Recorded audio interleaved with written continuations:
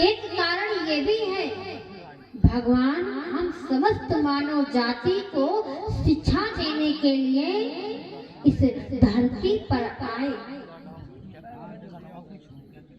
भगवान हम समस्त मानव को ये सिखाते हैं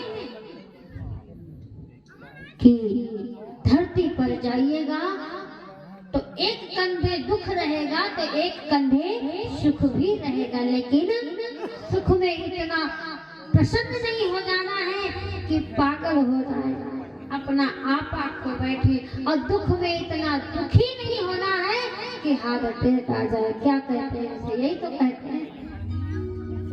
हाँ, परमात्मा आए, कितना सुंदर चरित्र करके गए हैं। मैंने कल ही बताया था कि हम राम नहीं हैं, हम राम बन नहीं पाएंगे, लेकिन भैया उनके पावन चरित्रों का अनुकरण तो कर सकते हैं। इतनी सुंदर लीला भगवान करके गए हैं। अधर्म पर धर्म की विजय पताका हमारे भगवान फहराए। हमारे भगवान ने ये भी सिखाया कि अगर कोई भी व्यक्ति हो, माताओं बहनों पर अत्याचार कर रहा हो, दुष्कर्म कर रहा हो, तो समर्थ है, शक्ति है तो आप लड़िए। अधर्म पर भगवान ने धर्म की विजय की। कहने को जाए तो बहुत बड़ा हो जाएगा कहते कहते।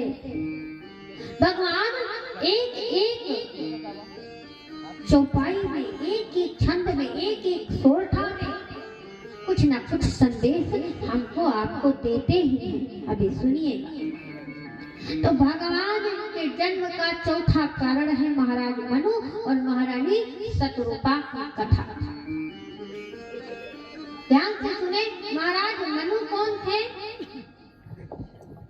महाराज मनु ब्रह्मा जी के पुत्र थे। ब्रह्मा जी ने एक दिन महाराज मनु और महारानी शतरूपा को प्रकट किया।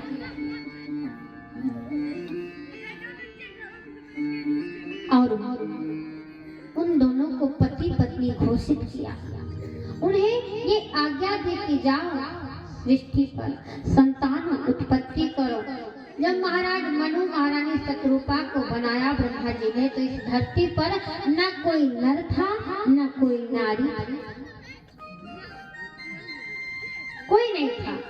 ये सृष्टि नई नई रची ही गई थी। महाराज मनु महारानी शतरूपा को बनाया कि जाइए संतान उत्पत्ति कीजिए। वो आए, संतान उत्पत्ति की सृष्टि का विस्तार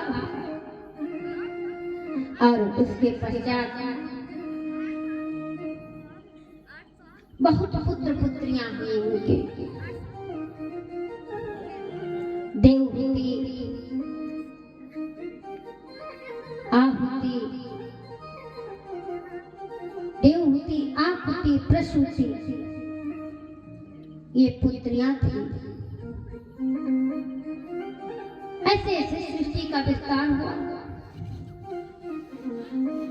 उसके पश्चात एक दिन महाराज मनु के मन में ये भाव आया। महाराज मनु विचार करते हैं, होई न विषय विराग, भवन बसत भाषा थपन, हृदय बहुत दुख लाग, जन्म गयो हरि भगति बिनु।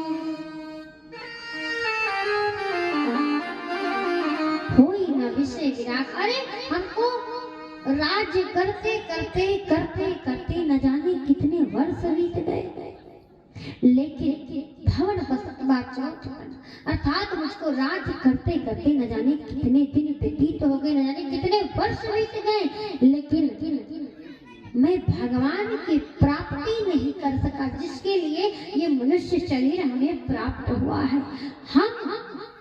हमको और आपको देखिए भैया, कोई भी कथावाचक या कोई भी साधु संत या कोई भी समाज सेवी ये नहीं कहता है कि आप सन्यासी हो जाए, आप बाबा जी बन जाए। बस कहने का यही तात्पर्य है, शादी कीजिए, विवाह कीजिए, बच्चों को जन्म दीजिए, रुपया कमाइए, धन कमाइए, नाम कमाइए, शोहरत कमाइए, सब करिए, लेकिन उन सभी कार्यों के साथ साथ सत्कर्म भी करते रहिए, तब ये जीवन धन्य माना जाता है।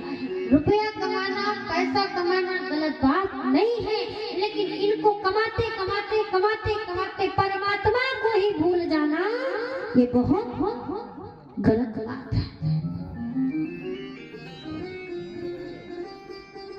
आप सभी लोग, जितने लोग बैठे हैं, सभी लोग ये कामना कीजिए कि हे प्रभु, ये मेरा शरीर आपका ही अंश है, ईश्वर अंश जीव अभी नाश, और एक दिन